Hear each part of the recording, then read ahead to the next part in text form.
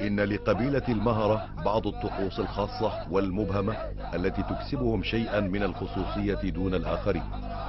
فحين يلدغ أحدهم من إحدى العقارب أو الثعابين يتحلق نفر منهم حول الملدوغ لإقامة استعراض خاص يسمى بالرعبة، وهي أشعار وطلاسم مبهمة وغناء وتصفيق حار.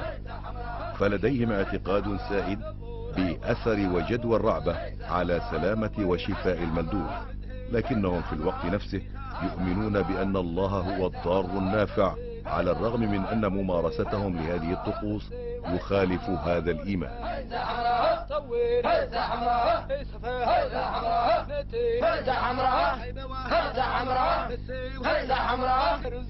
حمراء